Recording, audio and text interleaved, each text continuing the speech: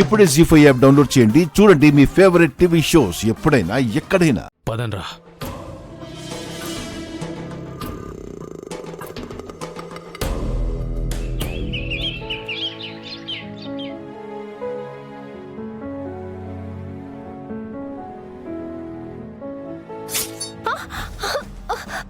అయ్యో అమృత, చూసుకోవాలి కదా అమృత. ఏదో పరధ్యానంలో ఉన్నట్టున్నావు. చేతికిని చూడు. ఉండు, వస్తాను.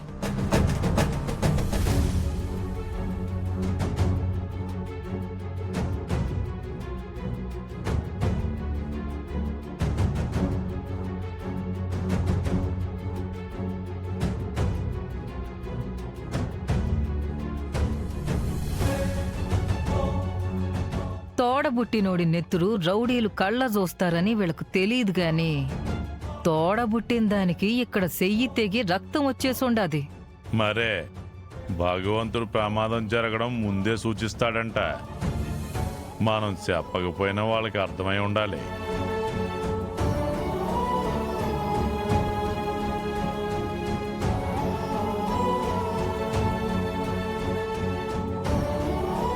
గంగబాబు గురించి ఆలోచిస్తున్నావు అమృత?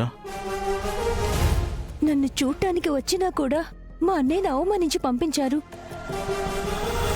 అంటే ఆడపిల్ల అత్తారింటికి వెళ్ళిపోతే ఇంక పట్టించుకోకూడదా? అలా ఎందుకు మాట్లాడతారు బావా? వీళ్ళింతే, మారరు.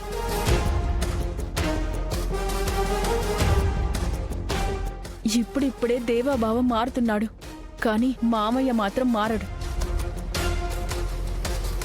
ఇంకా నీ అదృష్టం, మంచి మనసున్న వీర్రాజు భర్తగా వచ్చాడు. ఎంతైనా అన్నయ్య వేరు కదా.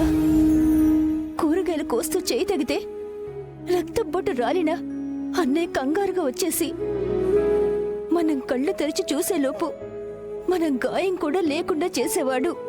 కన్నీటి బొట్టు కూడా రానివ్వని అన్నయ్య రక్తపు బొట్టు ఎలా రానిస్తాడక్కా? భర్త ఎప్పుడు మధ్యలో వచ్చేవాడు, చివరిదాకా ఉంటాడనుకో. కానీ పుట్టినప్పటి నుండి ప్రాణం ఉన్నంత వరకు అన్నా చెల్లెల మధ్య బంధం ఉంటుంది. ఈ రోజుతో ఆ బంధాలన్నీ తెంపుకుని వెళ్ళిపోతాళ్లే.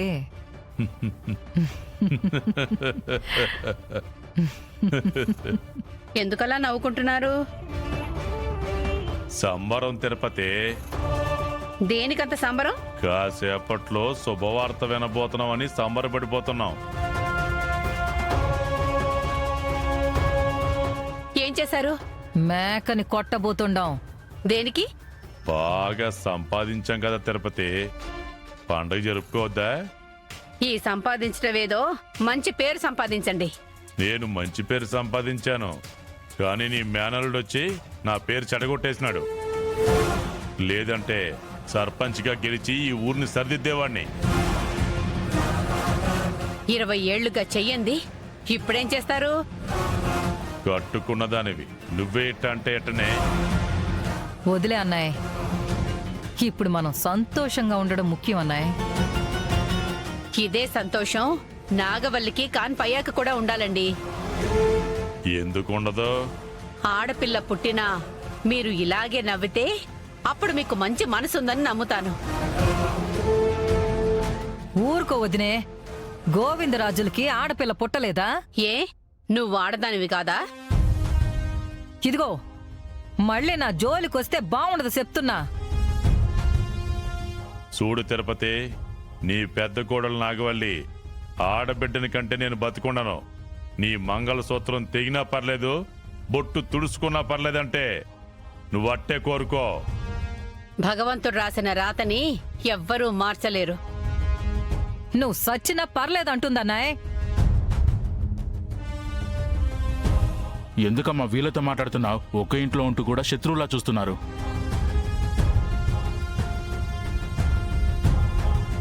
నాకు పుట్టబోయే బిడ్డ ఏడుపు వినకముందే వీళ్ల ఏడుపులు మొదలయ్యాయి. కాసేపు ఆగితే ఎవరేడుస్తారో తెలుస్తుంది.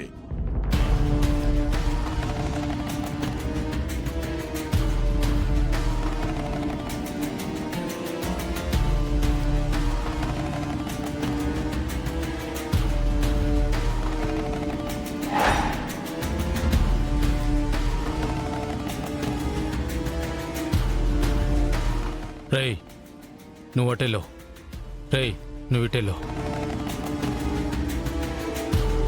అన్నా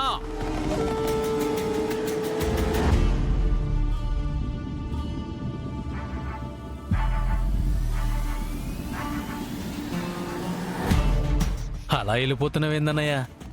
ఏంటి? సరుకులు బరువు అయిపోతున్నాయి కదా, నేను సాయం చేస్తానంటున్నాను కదా అన్నయ్య. వద్దని చెప్పాను కదా.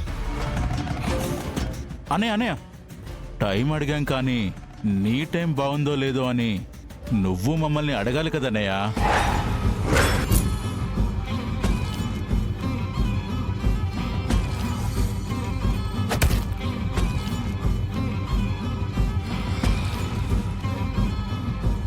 గుద్దుతాననుకున్నావా?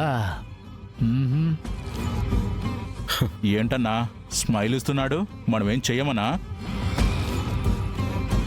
రేయ్ ఇక్కడ మాట్లాడుతుంటే ఎక్కడికి వెళ్ళిపోతున్నావురా? ఇప్పటి వరకు అన్న అన్న అన్నందుకు సంతోషం వేసిందనుకుంటా, ఇప్పుడు ఒరే అన్నందుకు కోపం వచ్చిందిరా? మీరు ఏరా పోరా అన్నందుకు కోపం రాలేదురా. ఆగరా అన్నారా, లేకపోతే ఆగిర్రా అన్నారా అర్థం కాక ఆగాను. రమ్మన్నారా, రాలేనని అన్నారా తెలియట్లేదురా. యారా మేము రమ్మంటే వచ్చేస్తావా? నేను రమ్మనకుండానే మీరు వచ్చినప్పుడు మీరు నన్ను పిలవరా?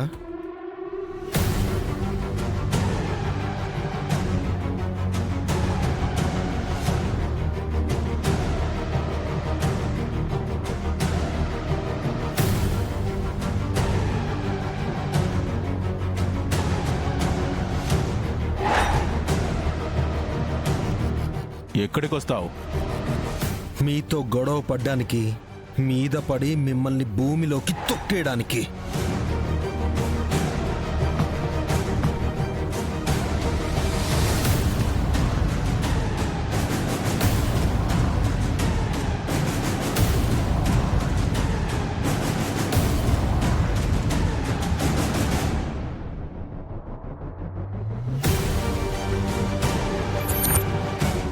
అరే రే రే, ముగ్గుర్ను చూసి జడుస్తావు అనుకున్నాం, చేతిలో కత్తున్నా గంగిరెద్దులాగా కయ్యానికి కాలు దూవుతున్నావు. ఎందుకు వచ్చారు? ముందే చెప్పాలి కదా. నన్ను పలకరించడానికి వచ్చారో లేక దాడి చేయడానికి వచ్చారో చెప్తే దాన్ని బట్టి మిమ్మల్ని నేను పక్కన పెట్టాలా లేకపోతే మీ పని పట్టాలా అని నిర్ణయించుకుంటాను కదా. విన్నాం నువ్వు పెద్ద పోటుగాడువని. కానీ ఈ పోటుగాడికి పోటు పొడిస్తే ఎలా ఉంటుందో చూపిద్దాం. రైట్ ఏయ్! ఏయ్!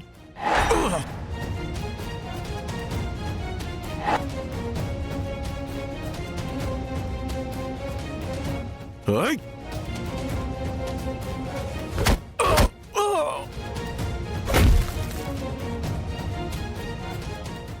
జీ5 యాప్ డౌన్లోడ్ చేసి అన్ని ఎపిసోడ్స్ పూర్తి ఉచితంగా చూడండి.